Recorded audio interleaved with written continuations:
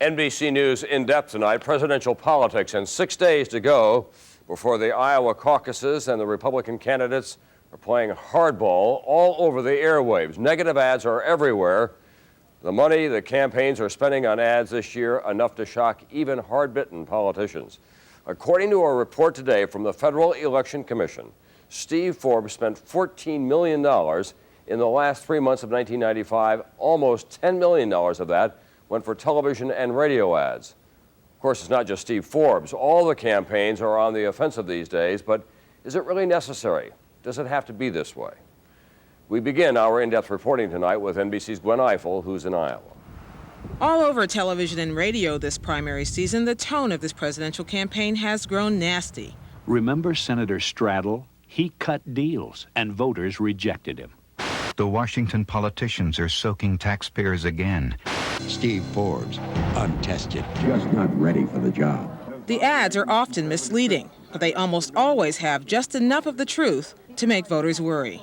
If you have a negative TV spot that is relatively fair, that points out something that's clearly true, voters will respond a little bit more kindly to that kind of attack than they will to a scandal. Bob Dole, a Washington politician.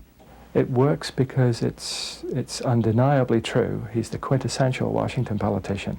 In New Hampshire and Iowa, the blizzard of attack ads has reached saturation levels, even when driving down the street. But what's behind Lamar Alexander and his red flannel shirt? See right there, I mean, they even go as much to say about his clothing, about his, what he's wearing. What does that matter? Dole strategists say Steve Forbes, who takes no federal money and does not have to abide by spending limits, has bought so much airtime that the average New Hampshire voter will see his ads 130 times. It just makes it difficult to figure out who's actually for what.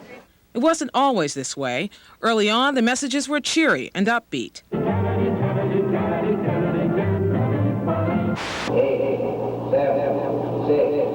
But quickly, politicians learned the power of scaring voters. In the 60s, about nuclear war. In the 80s, about crime and race. One was Willie Horton.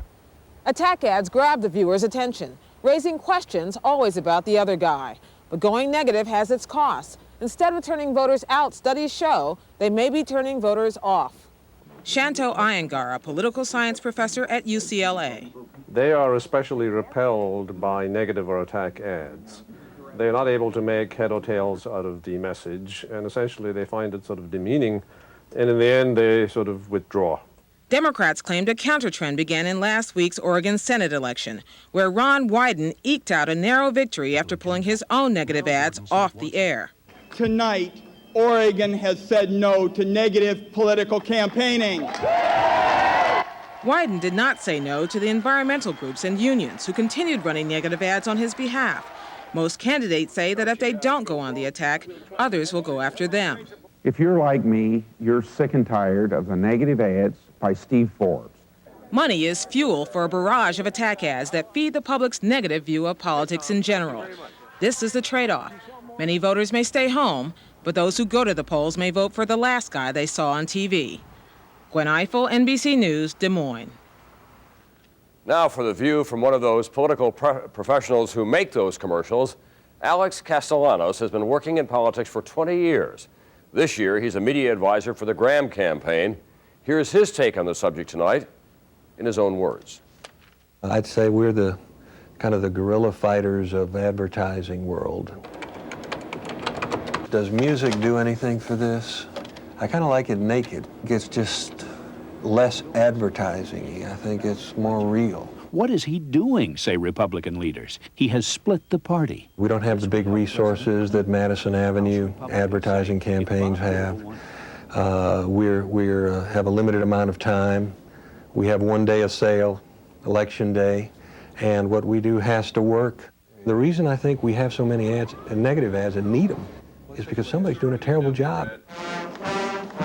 It's really our responsibility, the responsibility of every opponent, to make sure that the voter knows both sides of the argument. And if we could count on Senator Dole to let voters know why he shouldn't be president, present both sides of the argument, why then perhaps we wouldn't have to do it. Of the three major candidates for president, two supported paying unwed mothers to have more children on welfare.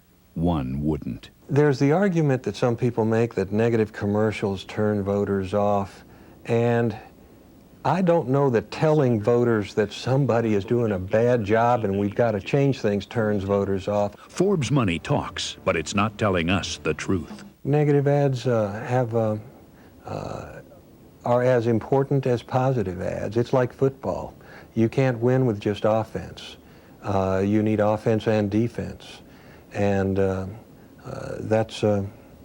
it's important to play with, both sides of the game. A footnote to all of this, it's caucus night for Republicans in Louisiana. 21 delegates at stake, just 3 candidates really competing there, Graham, Buchanan, and Keyes. The rest are waiting for Iowa next week. We'll have more of the day's news when we come back. Still ahead tonight, using